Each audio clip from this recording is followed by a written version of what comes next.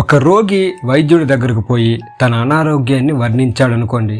ఆ రోగి యొక్క సమస్య మానసికమైనదే కానీ శారీరకమైనది కాదని ఆ వైద్యుడు తెలుసుకోగలిగిన దాన్ని నేరుగా ఆ రోగితో చెప్పలేడు. ఆ డాక్టర్ కనుక ఆ రోగితో విశ్రాంతిగా ఉండమని, ఆందోళనలని, భయాలను, ద్వేషాలను తగ్గించుకోమని చెబితే ఆ రోగి కూడా అంత సులభంగా ఒప్పుకోలేడు. ఈ డాక్టర్ మందివ్వకుండా సలహాలు ఇస్తున్నాడు ఎందుకు, ఈ ఉచిత సలహాలు ఎవరికి కావాలి అనుకుని వెళ్ళిపోతాడు.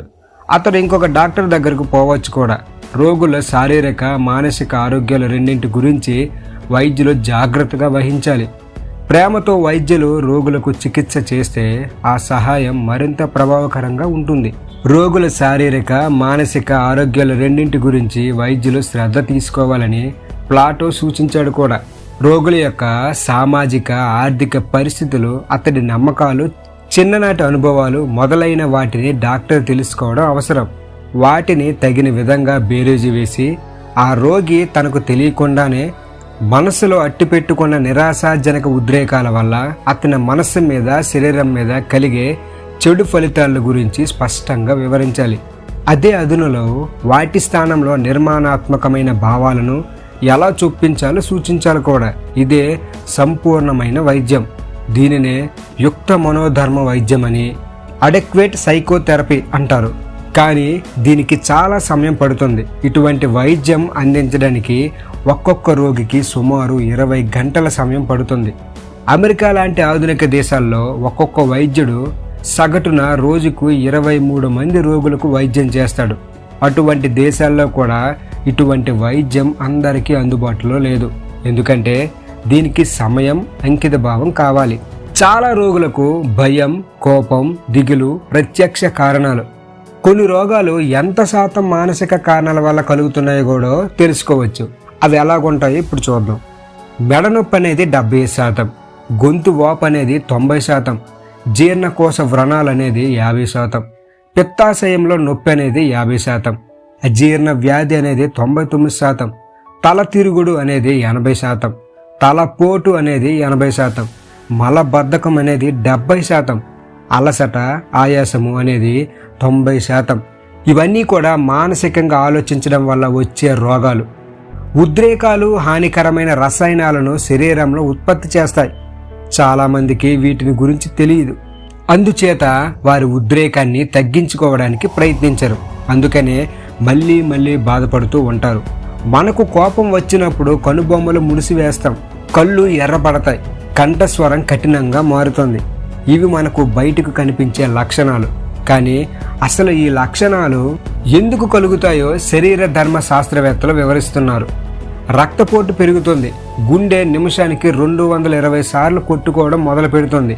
మళ్ళీ మనం శాంతించే వరకు ఈ లక్షణాలు కొనసాగుతాయి. కోపం మన శారీరక ఆరోగ్యాన్ని పాడు చేస్తుంది. అది మన మెదడులోని రక్తనాళాలను చిట్లేలా చేయవచ్చు, గుండె ఆగిపోయేలా చేయొచ్చు. అవి రెండు ప్రాణాంతకంగా పరిణమిస్తాయి. కోపంతో కానీ విషాదంతో కానీ ఎల్లకాలం ఉండడం ఎవ్వరికీ సాధ్యం కాదు. వాటిలో ఏదైనా ఎక్కువ కాలం ఉంటే అది తిప్పుకోలేని హాని చేస్తుంది. ఈ ఉద్రేకాల హానికర ప్రభావాన్ని మానవ శరీరం తట్టుకోలేదు. కొంతమంది వారి కోపాన్ని, అవమానాన్ని బయటకు కనిపించనివ్వరు, కానీ చిరునవ్వుతో వాటిని భరిస్తారు. కానీ ఈ ఉద్రేకాలు అచేతన స్థితిలో ఉన్న మనస్సు మీద పనిచేస్తాయి. తమను గాయపరిచి అవమానపరిచిన వారి మీద వారు ద్వేషాన్ని పెంచుకుంటూ ఉండవచ్చు. ఈ విధంగా కోపాన్ని, పగను మౌనంగా మనసులో ఉంచుకోవడం కూడా అంతే చెరుపు చేస్తుంది. ప్రతివారు తమ జీవితంలో ఏదో ఒక రకమైన నొప్పిని, బాధను అనుభవించే ఉంటారు. వాటిని ఎదుర్కొనేందుకు సగటు మనిషికైనా ఎంతో కొంత శక్తి ఉంటుంది. ఆధునిక విజ్ఞాన శాస్త్రం అనుక్షణము కొంత విషయాన్ని కనుగొంటున్న ఈ రోజుల్లో మన శక్తిని, సమయాన్ని పొదుపు చేయడానికి వందలాది పరికరాలు తయారవుతున్నాయి.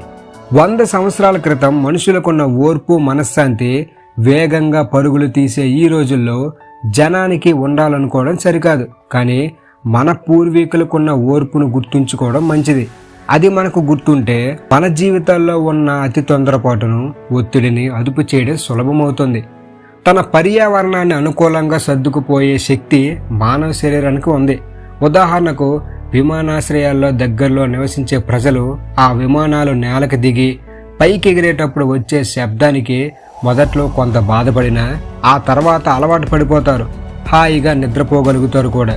కానీ కొన్ని చికాకులు ఉంటూనే ఉంటాయి. పట్టణవాసులు బస్సుల కోసం గంటల కొద్దీ పడిగాపులు కాయాలి. చాలాసార్లు క్యూలో నిలబడ్డప్పుడు వారికి ఓర్పు నశిస్తుంది. కాలినడకన పోయేవాడు రోడ్డు పక్కన గొట్టు మీద నుంచొని రోడ్డు మీదకి దిగితే కాళ్ళు నడిపేవారు కోపగిస్తారు. వేడి వేడి చర్చలు, వాగ్వాదాలు, వాగ్యుద్ధాలు కొన్నిసార్లు మన మనశ్శాంతిని అపహరిస్తాయి. భార్యతో పిల్లలతో వచ్చే మాట తేడాలు కుటుంబ తగాదాలకు దారితీస్తాయి. మనిషి మనస్సు ఒక యంత్రం కాదు. అది ఉద్వేగాల నుంచి పూర్తి స్వేచ్ఛను పొందలేదు. కానీ కోపం, ద్వేషం కొని తెచ్చే చెడు ఫలితాలను మనిషి గ్రహించినప్పుడు తన మనస్సును స్వాధీనం చేసుకోవడానికి ప్రయత్నిస్తాడు. ఒక మనిషి తనను తాను గెలిచినప్పుడు ఈ ప్రపంచంలో ఎలా సర్దుకుపోవాలో నేర్చుకుంటాడు. తనకు తగిలిన గాయాలను మర్చిపోగలడం కూడా అతడికి ఒక ఆశీర్వాదమే అవుతుంది. కోపం గురించి మీకు ఒక చిన్న కథ చెప్తా. తెల్లవారుతున్నది మొదలు మండే సూర్యుడు మధ్యాహ్నం నడినెత్తి మీదకు వచ్చేంత వరకు భీమ్ సింగ్ పొలంలో కష్టపడి పనిచేసి ఆకలిగొన్న పులిలాగా ఇంటికి తిరిగి వచ్చాడు. భోజనం పెట్టమని భార్యను అడిగాడు. భార్య కొంచెం పరధ్యానంగా ఒక అరగంట ఆగమని చెప్పింది. కోపంతో ఏంటి అని మండిపడ్డ భీమ్ సింగ్ చేతిలో ఉన్న గడ్డ పొలుగుతో ఆమె తల మీద ఒక్క దెబ్బ వేశాడు. చచ్చాను దేవుడో అని అతని భార్య కేక పెట్టి కుప్పకూలిపోయింది. మళ్ళీ లేవలేదు. కోపం తగ్గిన తర్వాత భీమ్ సింగ్ తన తొందరపాటుకు అంతు లేకుండా పశ్చాత్తాపడ్డాడు. శ్యామపాద ముఖర్జీ తన ఉద్యోగానికి రాజీనామా చేసి ఇంటికి తిరిగి వచ్చాడు. ఎందుకంటే అతని పై అధికారి అతనితో కఠినంగా మాట్లాడాడు. కోపంతో ఉన్న వేడిలో రాజీనామా వాడి ముఖాన్ని కొట్టాను, నేనెవ్వరినీ లెక్క చేయను అన్నాడు. కోపం తగ్గిన తర్వాత పశ్చాత్తాపం అతన్ని వేధించసాగింది. తన భార్య పిల్లలను ఎలా పోషించాలా అని దిగులు చెందసాగాడు. క్షణికమైన కోపంతో తానొక భయంకరమైన తప్పు చేశానని పశ్చాత్తాపడ్డాడు. కోపం వల్ల కలిగే ప్రళయాంతక ఫలితాలు లెక్కలేనని, కోపం రాకుండా చాలా జాగ్రత్తగా ఉండాలని ప్రపంచమంతటా మహాపురుషులందరూ బోధించారు. భగవద్గీతలో కోపం నరకానికి ముఖద్వారంగా అభివర్ణించబడింది.